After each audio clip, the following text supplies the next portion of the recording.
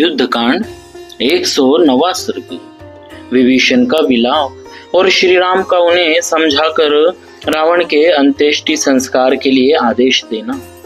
पराजित हुए भाई को मरकर रणभूमि में पड़ा देख विभीषण का हृदय शोक के वेग से व्याकुल हो गया और वे विलाप करने लगे।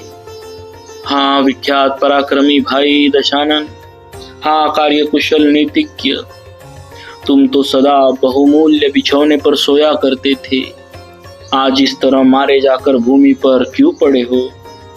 हे वीर, तुम्हारी ये बाजूबंद से विभूषित दोनों भुजाएं, विशाल भुजाएं निश्चेष्ट हो गई। तुम इन्हें फैलाकर क्यों पड़े हो? तुम्हारे माथे का मुकुट जो सूर्य के समान तेजस्वी है, यहाँ फेंका पड़ा है। वीरवर, आज तुम्हारे ऊपर वही संकट आकर पड़ा है जिसके लिए मैंने तुम्हें पहले से ही आगाह कर दिया था, किंतु उस समय काम और मोह के वशीभूत होने के कारण तुम्हें मेरी बातें नहीं रुचि थी। अहंकार के कारण न तो प्रहस्त ने, न इंद्रजीत ने, न दूसरे लोगों ने, न अतिरथी कुंभकर्ण ने, न अतिकाय ने, न नरांतक ने और न स्वयं तुमने ही मेरी बातों को अधिक महत्व दिया था। उसी का फल यह सामने आया है। आज शस्त्रधारियों में श्रेष्ठ इस वीर रावण के धराशायी होने से सुंदर नीति पर चलने वाले लोगों की मर्यादा टूट गई। धर्म का मूर्तिमान विग्रह चला गया, सत्व बल के संग्रह का स्थान नष्ट हो गया, सुंदर हाथ चलाने वाले वीरों का सहारा चला गया। सूर्य पृथ्वी पर गिर पड़ा, चंद्रमा अंधेरे में डूब गया, प्रज्वलित आग बुझ गई और सारा उत्साह निरर्थक हो गया। रणभूमि की धूल में राक्षस शिरोमणि रावण सो जाने से इस लोक का आधार और बल समाप्त हो गया। अब यहाँ क्या शेष रह गया? हाय, धैर्य ही जिसके पत्ते थे, हठ ही सुंदर फूल था, तपस्या ही बल और शौर्य ही मूल था। उस राक्षस राज रावण रूपी महान वृक्ष को आज रणभूमि में श्री राघवेंद्र रूपी प्रचंड वायु ने रौंद डाला। तेज ही जिसके दांत थे, वंश परंपरा ही पृष्ठभाग थी, क्रोध ही नीचे के पैर आदि अंग थे और प्रसाद ही शुंड दंड था। वह रावण रूपी गंध हस्ती आज इक्ष्वाकु वंशी श्री राम रूपी सिंह के द्वारा शरीर के विदीर्ण कर दिए जाने से सदा के लिए पृथ्वी पर सो गया है। पराक्रम और उत्साह जिसकी बढ़ती हुई ज्वालाओं के समान थे, निश्वास ही धूम था और अपना बल ही प्रताप था।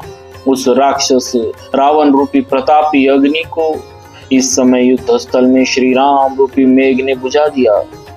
राक्षस सैनिक जिसकी पूंछ, कुकुद, ककुद और सींग थे, जो शत्रु पर विजय पाने वाला था, तथा पराक्रम और उत्साह आदि प्रकट करने में जो वायु के समान था, चपलता रूपी आंख तथा कान से युक्त वह राक्षस राज रावण रूपी सांड महाराज श्री राम रूपी व्याघ्र द्वारा मारा जाकर नष्ट हो गया।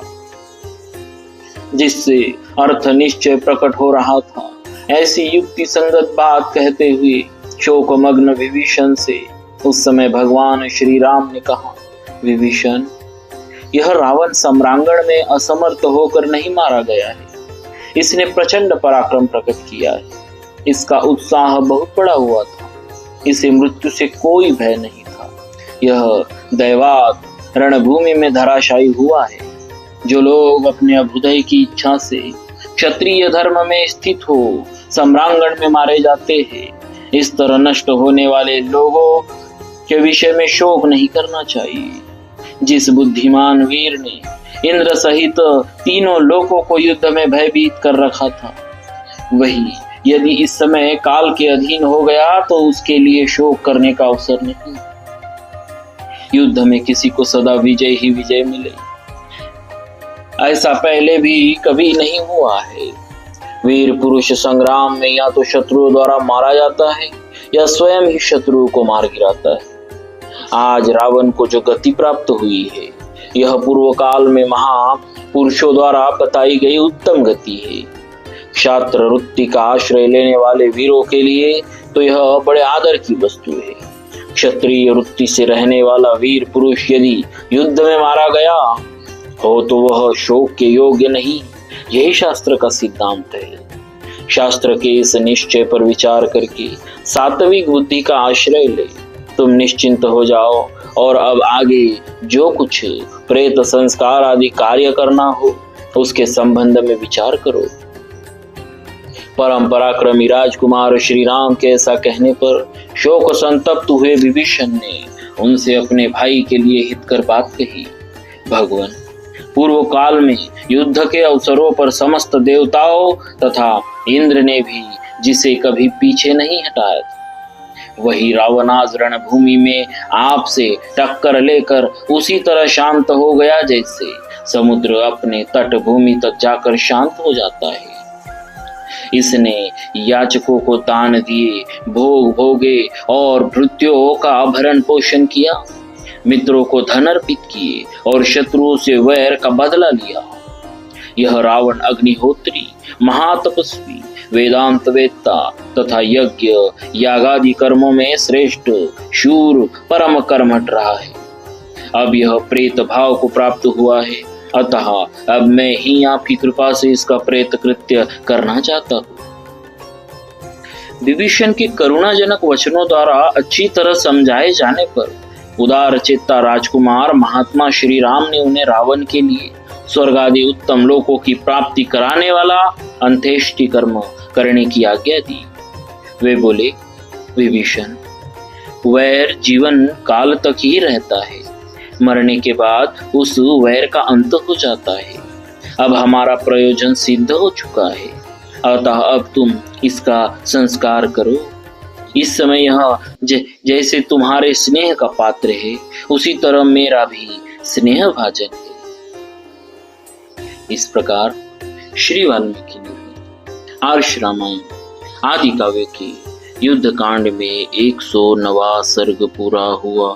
बोलिए श्री सीताराम जी महाराज की जय। भक्तवत्सल भगवान की जय।